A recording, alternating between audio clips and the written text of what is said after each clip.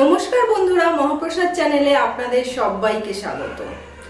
সামনেই দুর্গাপুজো আসছে, তাই আজকে চলে এসেছি নবরাত্রি স্পেশাল একটা রান্না নিয়ে। আজ বানাবো শ্যামা চালের খিচুড়ি। খুব চটজলদি হয়ে যায় এই খিচুড়ি আর খুব পুষ্টিকর। তো আসুন দেখে নেওয়া যাক আজকের রান্না। শ্যামা চালের খিচুড়ি বানানোর জন্য এখানে 2 কাপ পরিমাণ শ্যামা চাল নিচ্ছি।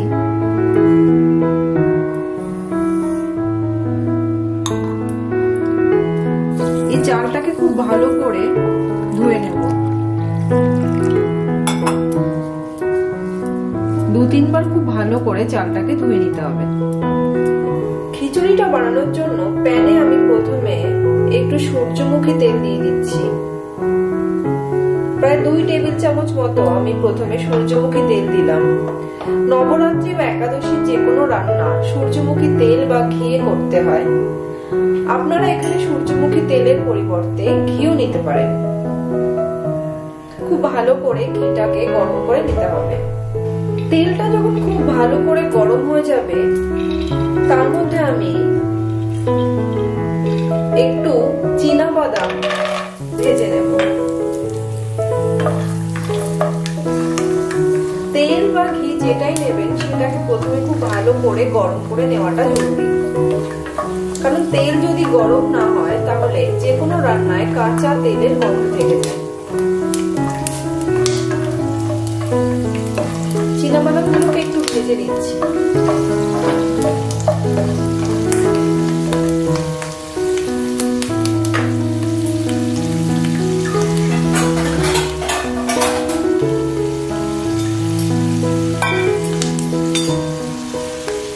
এবার বাদামগুলোকে আমি তুলে নেব।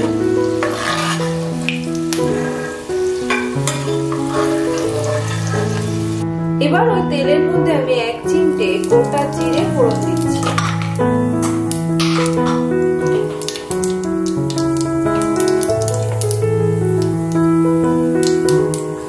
তারপর ওর মধ্যে আমি প্রথমে একটা আলুকে ছোট ছোট করে টুকরো করে রেখেছিলাম, দেখুন এরকম ভাবে আলুগুলোকে দিয়ে দিচ্ছি।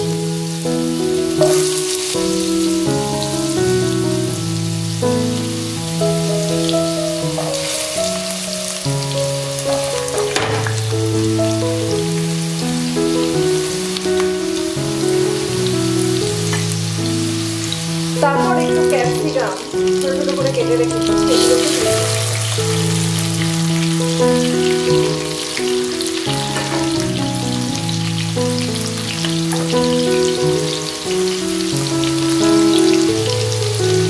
আর একটা টমেটোকে ছোট ছোট একই রকম ভাবে কেটেছি, সেগুলোকেও দিয়ে দিলাম।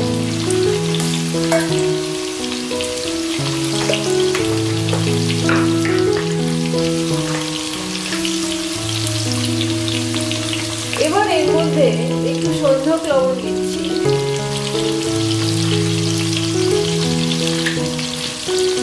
নবরাত্রির রান্নাতে এমনি নুন কিন্তু ব্যবহার করতে নেই, সন্ধক লবণই ব্যবহার করতে হয়। এবার এর মধ্যে একটু হলুদ গুঁড়ো দিচ্ছি।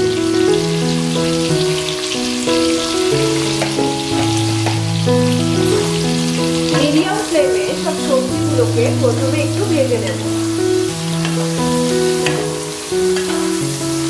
সবজিগুলোকে 2 মিনিট মতো মিডিয়াম ফ্লেমে একটু ভেজে নেওয়ার পর এর মধ্যে আমি 1/2 টেবিল চামচ মতো গ্রেট করা আদা দিয়ে দিচ্ছি। আর 3-4টে কাঁচা লঙ্কা কুচি এর মধ্যে দিয়ে দিচ্ছি।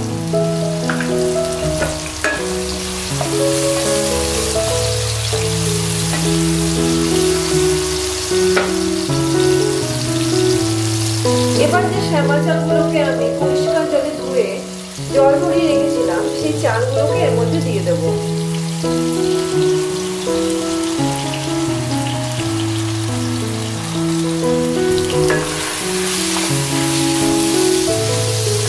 চালগুলো দিয়ে সবজির সঙ্গে চালগুলোকে প্রথমে মিডিয়াম ফ্লেমে প্রায় 2-3 মিনিট একটু কষিয়ে নিতে হবে। শ্যামা চাল যেহেতু অনেকটাই ছোট হয়, তাই ভিজিয়ে রাখার কোনো প্রয়োজন নেই, তাহলে অনেক সময় বেশি গলে যেতে পারে। ধুয়ে জল ঝরিয়ে রাখলেই হয়ে যাবে। এইরকম প্রায় মিনিট ধরে চালটাকে সবজির সঙ্গে খুব ভালো করে কষিয়ে নিতে হবে। চালটাকে খুব ভালো করে আমি 2 মিনিট তেলের মধ্যে কষিয়ে নিয়েছি। দেখুন ঠিক কষানোর পরে এরকম একটু ছাড়া ছাড়া হয়ে যাবে আর চালটার গায়ে একটু তেল তেল মতো লেগে থাকবে, এতে বোঝা যাবে চালটা খুব সুন্দর করে কষানো হয়ে গেছে।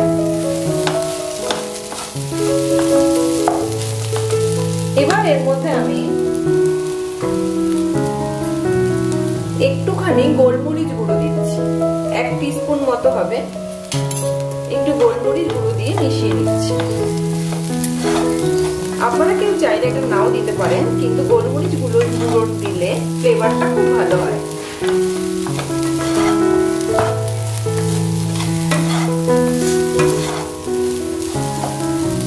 এখানে আমি 2 কাপ পরিমাণ শ্যামা চাল নিয়েছিলাম, সেই মতো আমি এখানে 6 কাপ জল দিয়ে দিচ্ছি। শ্যামা চাল অনেকটাই জল টেনে নেয়, তাই 2 কাপ চালে আমি 6 কাপ পরিমাণ জল দিলাম।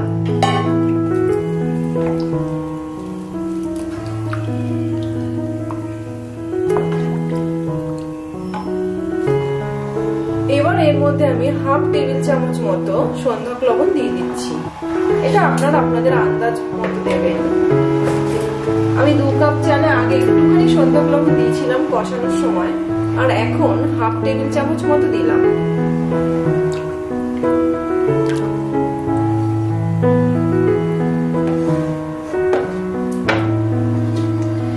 এবার মিডিয়াম ফ্লেমে এটাকে ঢাকা চাপা দিয়ে আমি কিছুক্ষণ রান্না হতে দেব।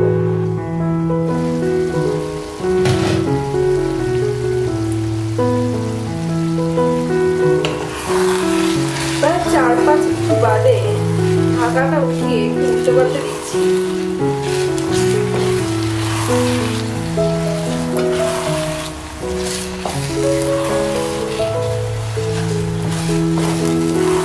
জলটা দেখুন অনেকটাই শুকিয়ে গেছে। এখন আমি গ্যাসের ফ্লেমটা একদম লো করে দিচ্ছি, বাকিটা লো ফ্লেমেই হবে।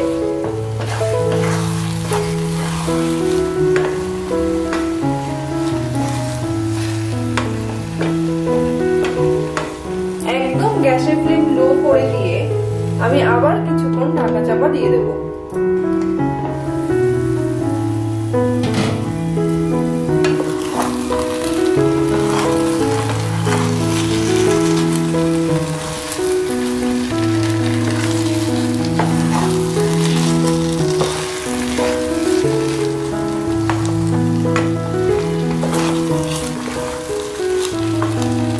প্রায় 7-8 মিনিট একটু রান্না করার পর দেখুন এবার শ্যামা চালগুলো একদম গলে গেছে। শ্যামা চাল দেখতে ছোট লাগে, কিন্তু অনেক সময় শক্ত থাকে, তাই একটু সময় নিয়ে লো ফ্লেমেই রান্নাটা করতে হয়। এবার এর মধ্যে যে ভেজে রাখা চীনাবাদাম গুলো ছিল সেগুলো দিয়ে দিচ্ছি।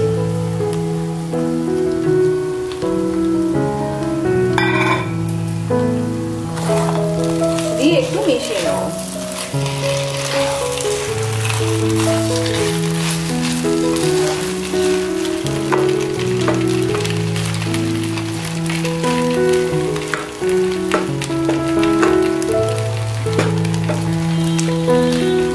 এবার একদম লো ফ্লেমে ঢাকা চাপা দেওয়া ছাড়াই 2 মিনিট একটু নাড়াচাড়া করে মাঝে মাঝে এরকম আর একটু শুকনো করে নিতে হবে। শ্যামা চালের খিচুড়ি এখন আমার প্রায় পুরোটাই রেডি।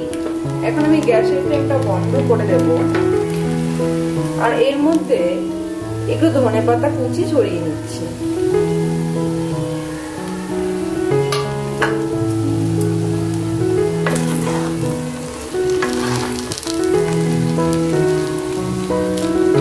একটু হালকা করে মিশিয়ে দিলাম। এবার কিছুটা ঠান্ডা করে আমি এটাকে সার্ভ করব। এবার আমি খিচুড়িটাকে সার্ভ করে নেব।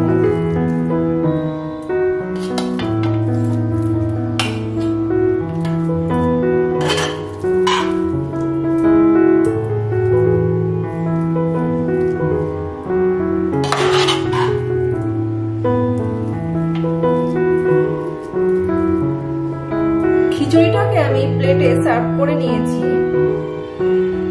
এবার এর মাঝখানে জাস্ট একটু ধনেপাতা কুচি দিয়ে দিলাম দেখতে ভালো লাগার জন্য।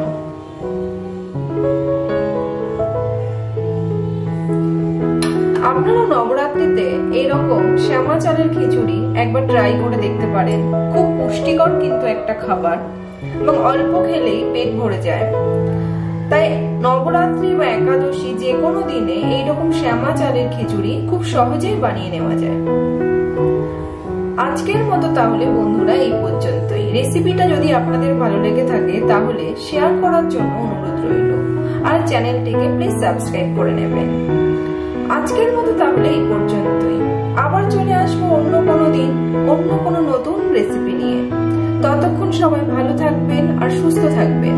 হরে কৃষ্ণ।